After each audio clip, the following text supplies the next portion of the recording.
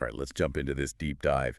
Today we're looking at a pretty striking CBS News report. It's about these recent migrant rescues happening in the Mediterranean Sea. Yeah, it's quite the story. Definitely. We've got the article here, and it details some, well, really intense situations. Mm-hmm.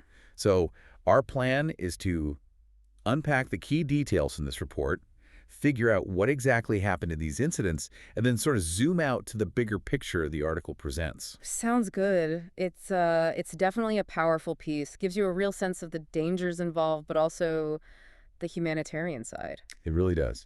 And it kicks off with something quite dramatic. 54 migrants found shipwrecked. Right. But they weren't just adrift. They were actually found on an abandoned oil platform out there in the Med. An oil platform. Just imagine. Their rubber boat apparently shipwrecked, and that was their refuge. Yeah, incredible. The article says they'd left Libya on Tuesday. And they weren't rescued until Sunday. Sunday. So that means they were stuck out there on that platform for 3 days. 3 days. Yeah. Just surviving. The rescue itself, the source mentions, was carried out by the Astral. That's the ship run by Open Arms, the Spanish NGO. That's right. And they were trying to get to Lampedusa, the Italian island. And here's where the source gets really specific and quite moving. During that time, those 3 days on the platform, one woman gave birth. Gave birth out there. Yeah, to a baby boy on the Friday. And the report also says another woman in the group had actually given birth just days before that happened. Wow. So newborns in that situation. Exactly. And there were 2 other young children among those 54 people as well. It's Yeah. just... That detail really underscores the sheer desperation, doesn't it? It does. The article did mention Open Arms put out some images of the transfer so you get a visual of them getting people off this platform. Lampedusa, you mentioned their destination. That name comes up a lot in these stories, right? It's a key arrival point. It is. And, you know, this wasn't the only incident reported for that day. The article goes on. Later that same Sunday, the Astral found another group. Another one. Okay. Yeah, this time it was 109 people. A larger group. And the source mentioned something critical about them too, didn't it? About their condition when found. It did. 4 of them were actually found in the water. In the water, so immediate danger. Absolutely. They'd also come from Libya, like the first group. And this second group also included kids, 10 children, according to the report. Okay, so Open Arms, the Astral crew, what did they do? The article said they provided life jackets straight away. Yes, immediate assistance.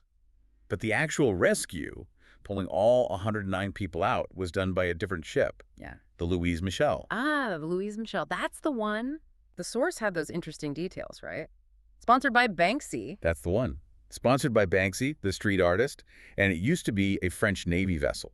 Pretty unique ship for this kind of work. Definitely adds a layer to this story. And the report says the Louise Michel was then taking this second group, the 109 people, from Lampedusa towards a safe port in Sicily. So a multi-stage process almost. Different vessels involved.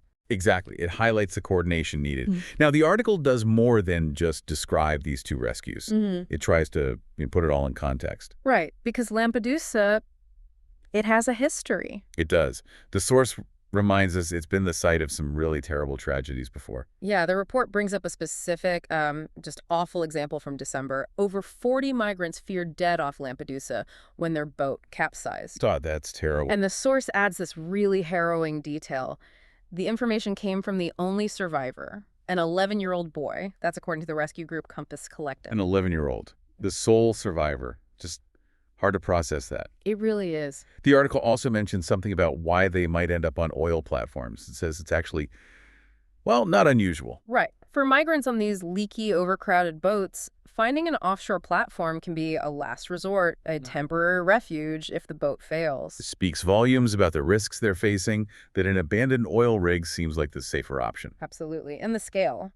The article gives us some numbers from the UN Refugee Agency, the UNHCR. What did it say? As of June 1st this year, so just a few months into the year, around 23,000 migrants had already reached Italy by sea. 23,000. Wow. Yeah. That quickly. Yeah.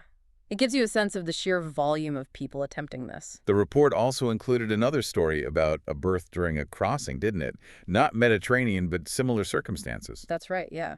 Over near the Canary Islands earlier this year, Spanish Coast Guards rescued a baby born on an inflatable boat. Another birth at sea. Yeah. But the source did note that the mother and the newborn were recovered safely that time on a Monday. Okay, so bringing all these details from the source together, the births, the oil platform, the 11-year-old survivor, It really paints a picture, doesn't it? It absolutely does. It moves beyond just numbers and news alerts. Mhm. You get a sense of the intense human reality of these journeys, the incredible dangers people face, and the life or death situations that both the migrants and the rescue groups are constantly navigating out there.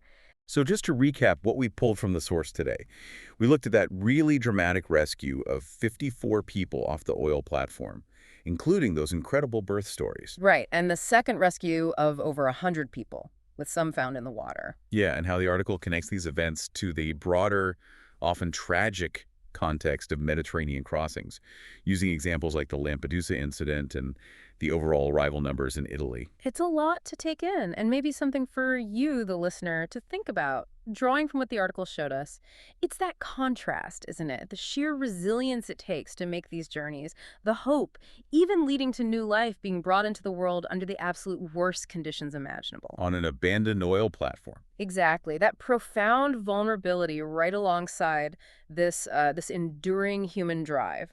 The article really highlights that. And it's crucial to remember, as the source points out, these are just a couple of stories from the literally thousands trying to make these crossings every year. Just a snapshot.